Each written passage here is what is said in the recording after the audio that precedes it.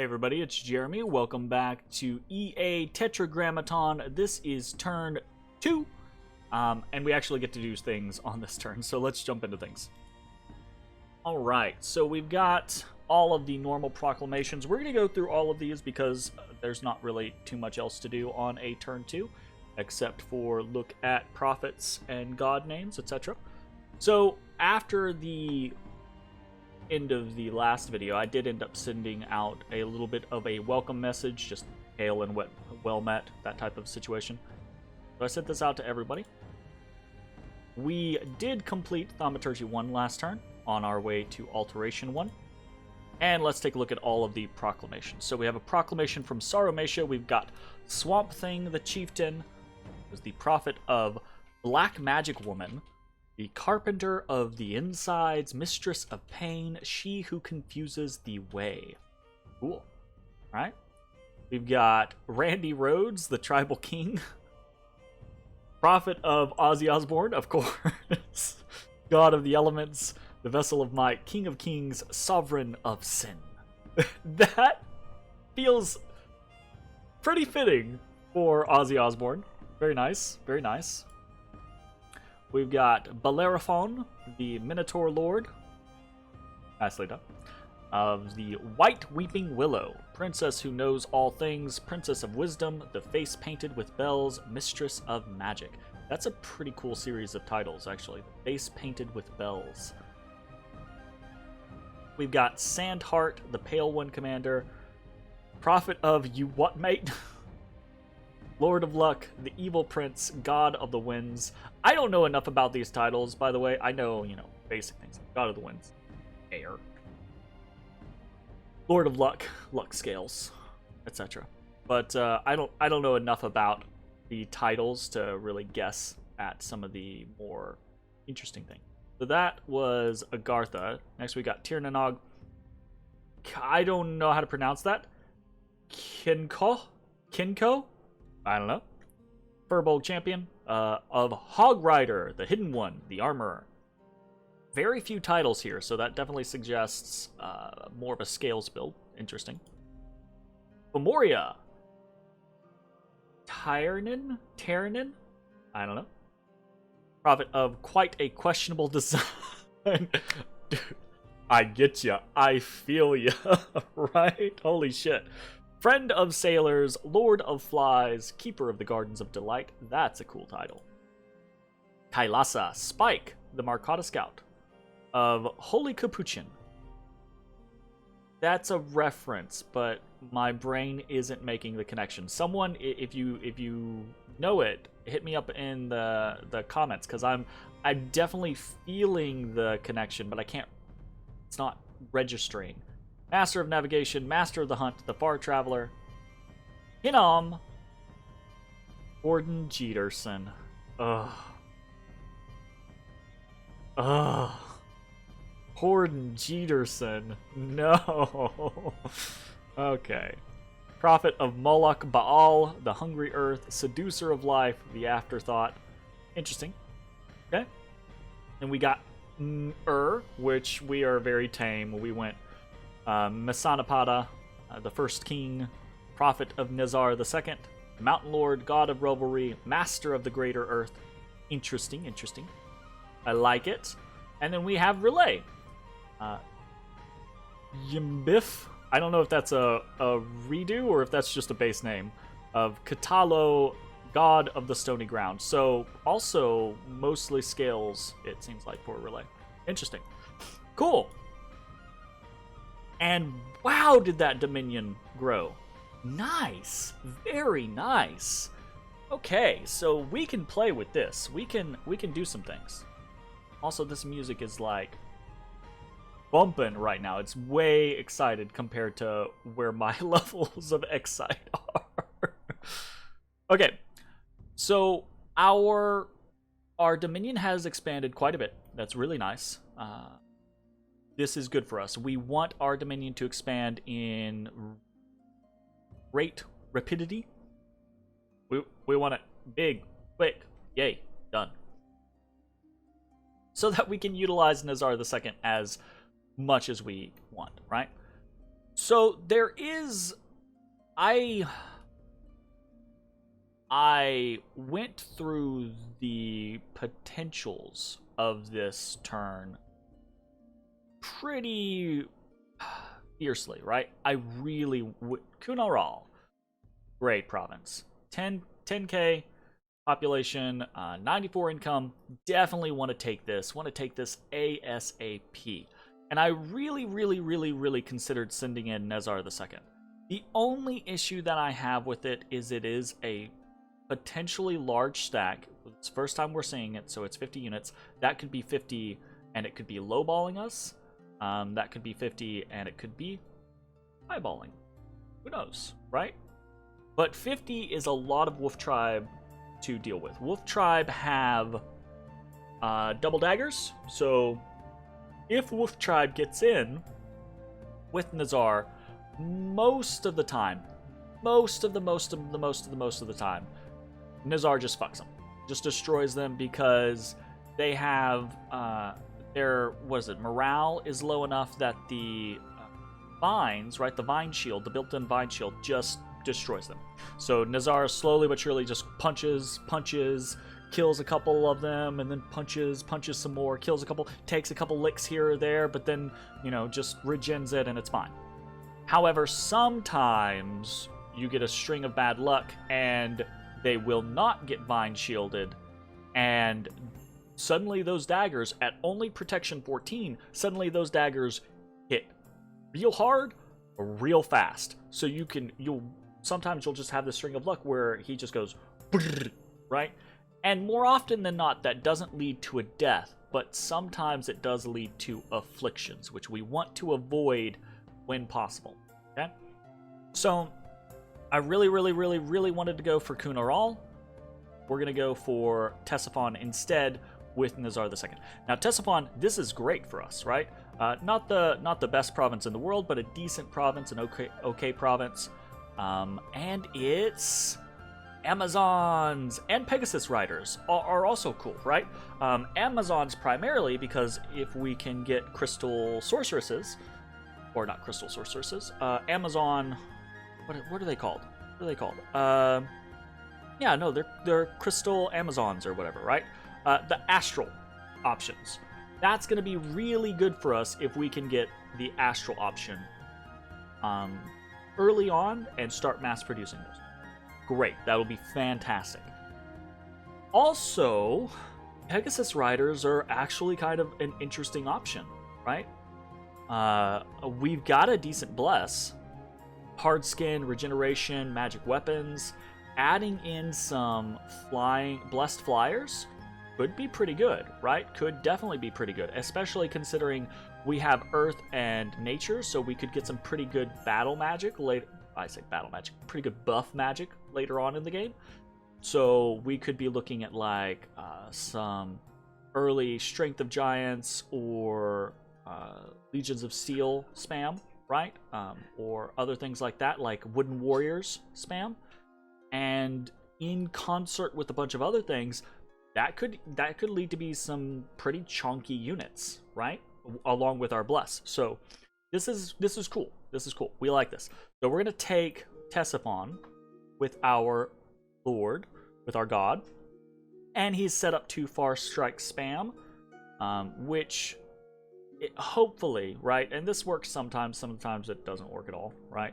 But more often than not, with Far Strike, what happens is he will pop,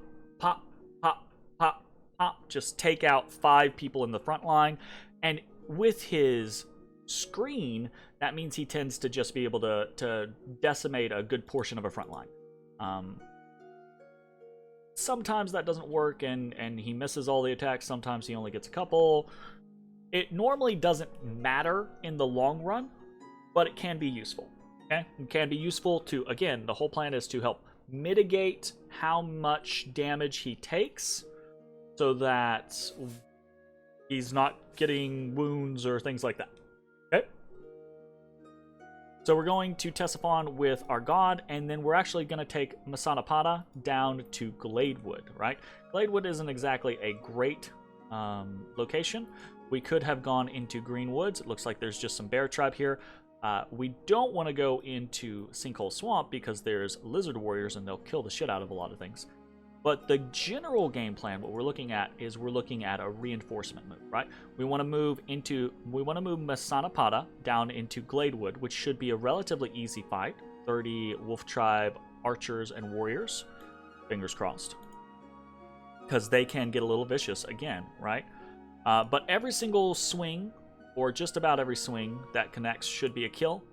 And we will have one Masushu. So we're going to send this group in. This Masushu is on attack rear. We really don't have a whole lot going on. I do have our Prophet back a little ways because this is Wolf Tribe. They are going to be shooting at us. We don't have helmets, so that is a potential problem. Like a very big potential problem. So hopefully we're just going to get a blessing off and then cast a couple spells, and we will kill the Wolf Tribe with hopefully sub 10 losses, right? Is the goal. And then what we'll do from there is very dependent. Because we're going to be recruiting 2 Enkidu Elders, another Masushu, and a little bit of a mixture of units, right? We're going to try to get some more Inkis chosen, but we're trying to fill out all of our resources every turn when we can. So we're going to get a Hornblower for more morale, and we're going to throw in a basic soldier, right? Just to kind of polish off as much as we can of our resources, okay? And the point there is what we will do is we'll take one of these Enkidu Elders and we'll hopefully, if things go well in Gladewood, we will reinforce into Kunaral with Masanapada and the Enkidu Elder, right? And we will go from there. So, that's the generalized plan anyways, okay? And that's what I've done in the vast majority of my expansion tests and things like that, and it tends to go pretty well. Things are a little weird here. Wolf Tribe is kind of a semi-dangerous tribe because of the double daggers. Lizards are quite dangerous. So we're not like surrounded by big ass barbarian provinces yet. So far we're okay. We're gonna see how it all pans out. What else are we doing? Not really a lot. We're going to go up research on alteration, right? It'll take us a couple turns to actually get this underway because we only have a single researcher here for right now. Oh, actually, I need to rename Salme 1. Very cool. And yeah, that should be about it. There's not really a lot else to talk about. I'm very enthusiastic about this domain spread, and as long as things go well in Gladewood, I think our expansion should be able to branch out fairly quickly.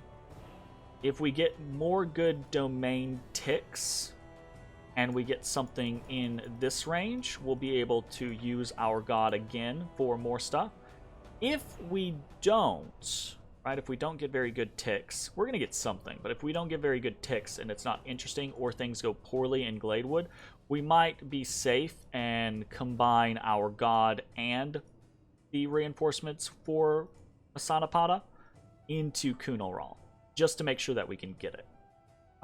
Because immediately afterwards, we're probably going to be trying to hit Hohenberg. And if we have really bad losses on either of these fights, which is entirely possible, Ur's units, aside from the Masushus, right?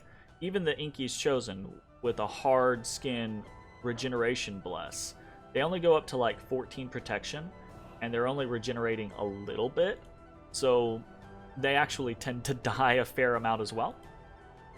And we can't produce that many of them yet, so this is one of those scenarios of our attrition rates are probably going to be pretty high, which is part of the reason why we have to be which is why we have a Awake Expander, or an Awake Titan that we're using as an expander, and why we have to be cautious with him. We want to make sure we are expanding well. On all my tests, I've been able to get anywhere from 15 to 25, depending on the layout and depending on luck with AI. With players, I assume that that's going to be a little less likely, depending on our luck. So we're just aiming for a solid 15, which shouldn't be too difficult. Mwah! So if we can get, what is it, 1, 2, 3, 4, 5, 6, 7, 8, 9, 10, 11, 12. This is kind of like an easy basis around us, right? Then we just have to fish a couple of far-reaching provinces here or there. Like, I would love this one. I would love 107. I would love Scraw Point. But we're just going to have to take them as they come. And we have to be careful in how far we reach with our god. Because if we get into a bump and our god, like, runs into some white centaurs, oof. At least in the beginning, right? Once we get some construction under our belt, which is probably going to be the thing that we go to immediately after alteration, we'll probably go construction 2 after, like, maybe alteration 2, so that we can get stone skin just to start with. So after that, we might head for construction 2. We'll see how it goes. Construction, alteration, and conjuration are all pretty important for us, so we're gonna try to be focused on that. But our research is not very good in the beginning of the game. Oh, another thing that we're doing is we're bidding on Bindar's Mighty Marcadas. Not because we anticipate winning them, we're only doing like a 1-over bid. But if we do win them, that's some extra chaff that we can add to the Kunaral expansion. And while they're not the greatest, in fact they're pretty trash, 40 short bows against Wolf Tribe is not too bad, right? The downside, and we have to be careful about it, is if too many of them die, they can trigger an HP round. Or if our infantry units get in front of them, again, our infantry units have shields, pretty good shields actually, but they don't have helmets, so we can actually cause a lot of casualties to ourselves if we're not careful with ranged firepower. So we'll have to see how that goes. Anyways, I think that's pretty much it for the turn. Pretty interesting stuff so far. I'm pretty excited about the possibilities of our expansions. Kunaral is obviously going to be a very nice province for us. Hopefully Koenberg's going to be a very nice province for us. We look like we have the option for some other really good stuff. We have, this is actually important, we have forests near us, and we have swamps near us, and these are important for our specific location recruitments, right? So our deaths in the sinkhole swamps, or death mages in swamps, and I think the high nature ones are in forests. So those are important things for us. And that's pretty cool. All right, now I'm definitely just nattering. So see y'all next time. Bye, everybody.